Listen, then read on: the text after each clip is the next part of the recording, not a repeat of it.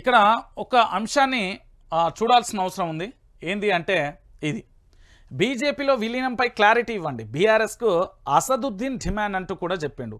Asaduddin yes వాస్తవం. అసదుద్దీన్ మాట్లాడిన దాంట్లో తప్పేముందండి? బీజేపీలో బీఆర్ఎస్ విలీనం అవుతుందా లేదంటే బయట నుండి మద్దతు ఇస్తున్నదో గులాబీ పార్టీ నాయకత్వమే క్లారిటీ ఇవ్వాలని Majlis chief MP Asaduddin Owaisi demand.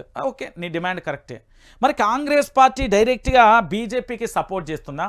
BJP Congress ఒకటేనా? ఎందుకంటే ఆంధ్రప్రదేశ్లో చంద్రబాబు ఉన్నాడు, తెలంగాణలో రేవంత్ ఉన్నాడు, ఒకటే గొడుగు కింద ఉన్నవాళ్ళు కావచ్చు. మరి ఎన్డీఏ కూటమి భాగస్వామ్యంగా ఉన్నారు. మరి ఓటుకు నోటు కేసు ఏమైంది? భారతీయ జనతా పార్టీ కాంగ్రెస్ పార్టీ ఒకటేనా? ఇది కూడా అడుగుతుంటే బాగుండు అసదుద్దీన్ జీ. మీరు కూడా ఈ అంశాలన్నీ లేవనెత్తితే బాగుండు. బీఆర్ఎస్ పార్టీ మద్దతు ఇస్తున్నదా, విలీనం అవుతున్నదా, ఇవన్నీ వీటికంటే మీరు 10 ఏళ్ల పాటు అధికారంలో ఉన్నప్పుడు మాట్లాడని నాలక ఇప్పుడు మాట్లాడుతున్నది అంటే దాని వెనుక ఏదో ఉంది అనేది నేనైతే అనుమానం వ్యక్తం చేస్తున్నా. తెలంగాణ ప్రాంత బిడ్డ మీరు బీఆర్ఎస్ విలీనమే అవుతుంది అని చెప్తున్నారు. మరి బీజేపీ కాంగ్రెస్ పరిస్థితి కూడా అడిగితే బాగుంటుంది కదా. మీరు అడిగితే అందరిని అడగండి, అందరినీ నిలదీయండి, తప్పులేదో. మీరు అడిగిన దాంట్లో న్యాయబద్ధమైన కోరిక ఉన్నది, దాన్ని అడుగుదాం. బీఆర్ఎస్ని అడుగుదాం. మరి కాంగ్రెస్ ఎందుకు అడుగు, బీజేపీని ఎందుకు అడుగు? నిరుద్యోగులు ఇంత పంచాయతీ చేస్తున్నారు భాయ్, నువ్వు ఎందుకు స్పందించడం లేదు? దీని గురించి కూడా మాట్లాడు. కేవలం రాజకీయ పబ్బం, కాంట్రవర్సీ ఇది కాదన్నా అసదుద్దీన్ జీ.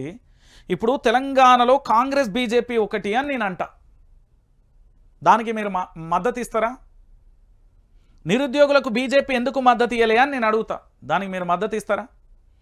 దాంతోపాటు ఓటుకు నోటు కేసు ఏమవుతుంది అని నేను అడుగుతా, మద్దతు ఇస్తారా? ఫిరాయింపుల మీద మాట్లాడట్లేదు ఎందుకు అని మీరు మాట్లాడతారా? మాట్లాడరు కదా. కేవలం స్వార్థపూరితమైన రాజకీయ ఎజెండా వద్దు. అడిగితే అందరిని అడుగుదాం, లేకపోతే అందరినీ పక్కన పెడదాం. దాంట్లో ఏముంటుంది చెప్పండి.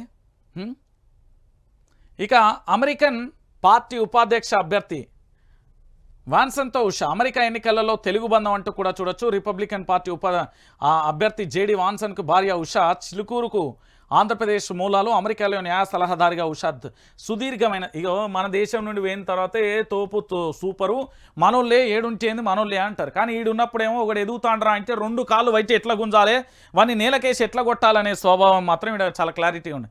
ఇతర దేశాలకు పోయి ఎందుకు బాగుపడుతున్నారు? ఇతర దేశాలలో అనేకమైన పరిశోధనా సంస్థలు వాళ్ళ యొక్క భద్రతకు సంబంధించి ఐటీ కంపెనీలల్లో రకరకాలుగా ఎందుకు వాళ్ళు చకచక ఎదుగుతున్నారు అంటే ఇక్కడ ఉన్న గలీజ్ రాజకీయ వ్యవస్థ అంట. నేను దీన్ని ఒప్పుకోకపోయినా నిజమేది. ఈ దేశంలో ఉన్న రాజకీయ వ్యవస్థ వల్లనే ఇక్కడ పూర్తి స్థాయిలో మీరందరూ ఈ రాజకీయ వ్యవస్థ వల్లనే ఆగమైపోతున్నారు. తెలుగు వాళ్ళు, తెలంగాణ బిడ్డలైనా ఆంధ్రప్రదేశ్ బిడ్డలైనా ఇక్కడి వాళ్ళందరూ కూడా ఇతర దేశాలలో, అది అమెరికా కానీ, ఆస్ట్రేలియా కానీ, కెనడా కానీ, వాషింగ్టన్, రకరకాల దేశాలు అక్కడ స్టేట్స్ ఉంటాయి కదా, ఎక్కడి పోయినా మన వాళ్ళే ఉంటున్నారు. కారణం ఏంటి? ఆ దేశంలో మనకు సపోర్ట్ బాగా ఉంటుంది, ప్రోత్సాహం బాగుంటుంది. మన దేశంలో నీచమైన రాజకీయ వ్యవస్థ వల్ల ఇప్పుడు నాకు తెలిసిన ఒక వ్యక్తి ఉన్నాడు, ఇక్కడ ఐటీకి సంబంధించి ఒక ట్రస్ట్ పెట్టి రకరకాలుగా సేవ చేద్దామని వచ్చింది.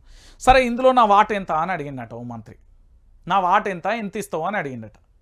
సరే, ఇదేందుకులే మనకేందుకు సపరేట్గా తలకాయ నొప్పి అనుకుంటే ఒక ఎన్ఆర్ఐ ఇతర దేశాల నుంచి తన భూమిని కబ్జా చేసారట.